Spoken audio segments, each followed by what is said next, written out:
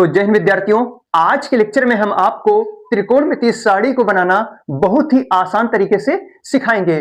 तो अगर आप इंटरेस्टेड हैं और आप त्रिकोणमितीय सारणी को बहुत ही आसान तरीके से समझना चाहते हैं तो कृपया हमारे साथ वीडियो में अंत तक बने रहिए। तो यहाँ पर आपके सामने जो है त्रिकोणमितीय सारणी का स्ट्रक्चर बना हुआ है, जिसमें 0, 30, 45, 60, 90 ये जो है कोण दिए हुए हैं और यहाँ पर आपके सामने 6 त्रिकोणमितीय फलन दिए हुए हैं, साइन, कॉस, टेन, कोसेक, सेक, कॉट।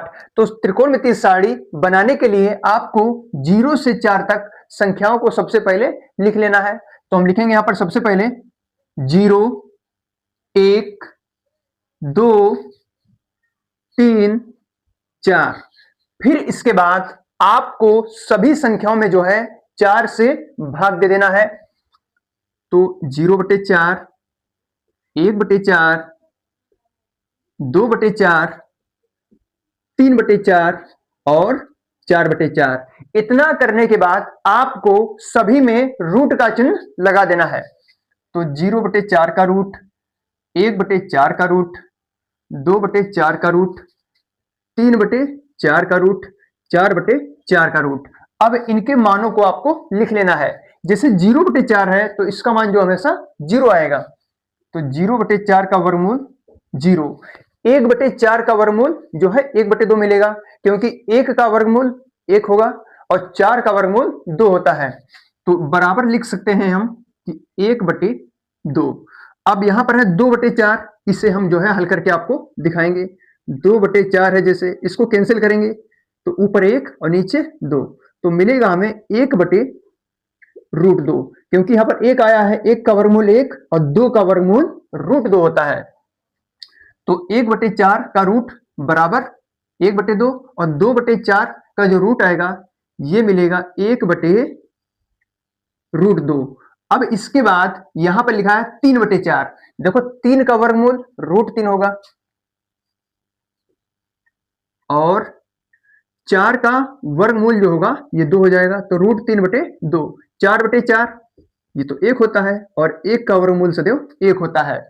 अब यहां पर साइन 0 का मान 0, साइन 30 1/2, साइन 45 1/√2, साइन 60 √3/2, साइन 90 का मान 1 होता है। तो हमने यहां पर जो है साइन की वैल्यू निकाल ली है। अब हमें निकालना है कॉस की वैल्यू। तो कॉस की वैल्यू निकालने के लिए जो है साइन का उल्टा कर दीजिए। तो जो साइन 0 का मान होता है वो कॉस 90 का मान होगा, और जो साइन 0 का मान है वो कॉस 90 और कॉस 90 का मान 0 हो जाएगा। तो पीछे से चलेंगे हम, एक लास्ट में 1 लिखा है तो 1 को पहले कर देंगे, फिर उसके बाद √3/2, फिर उसके बाद लिखेंगे हम 1/√2, फिर 1/2, फिर उसके बाद 0। तो हमने साइन की वैल्यू भी निकाल दी, कॉस की वैल्यू भी निकाल दी। अब निकालेंगे हम टेन की वैल्यू। तो फॉर्मूला सबसे पहले हम आपको बताएंगे, टेन थीटा बराबर होता है sine theta upon cos theta. अगर हमें साइन थीटा की वैल्यू पता है, कॉस थीटा की वैल्यू पता है, तो हम टेन थीटा की वैल्यू निकाल सकते हैं इस फॉर्मूले की सहायता से। हमें निकालना है टेन 0 की वैल्यू। तो टेन 0 बराबर साइन 0 अपान कॉस 0।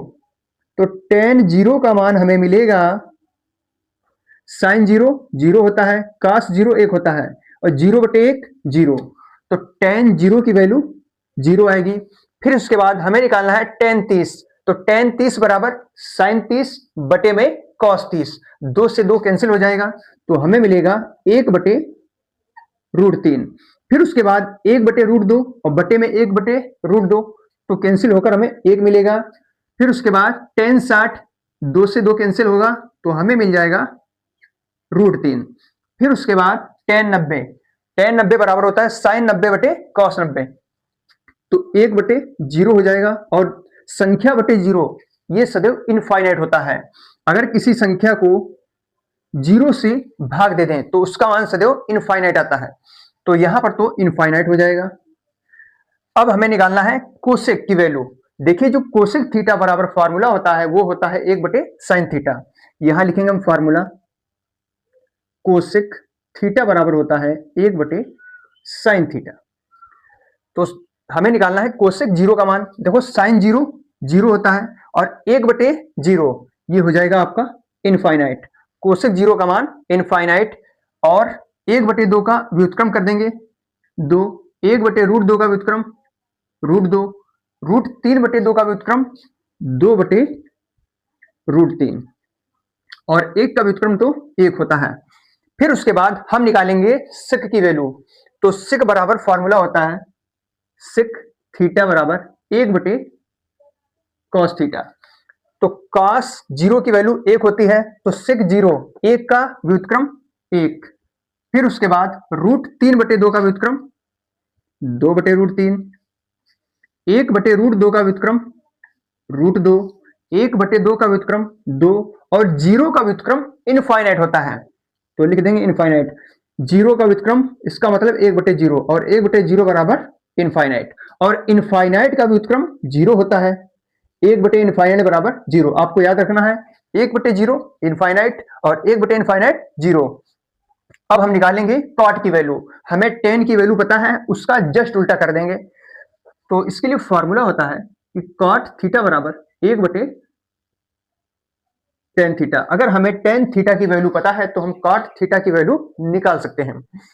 तो tan जीरो का व्युत्क्रम इनफाइनाइट, 1/√3 का व्युत्क्रम √3, 1 का व्युत्क्रम 1, √3 का व्युत्क्रम 1/√3 और इनफाइनाइट का व्युत्क्रम जीरो होता है। तो ये आपकी जो त्रिकोणमितीय सारणी है तैयार हो चुकी है। तो आई होप आप त्रिकोणमितीय सारणी को बनाना बहुत ही आसान तरीके से सीख गए होंगे। अगर आपको हमारा लेक्चर पसंद आए तो कृपया हमारे चैनल को सब्सक्राइब और वीडियो को लाइक करना ना भूलें। मिलते हैं आपको नेक्स्ट वीडियो में, तब तक के लिए जय हिंद।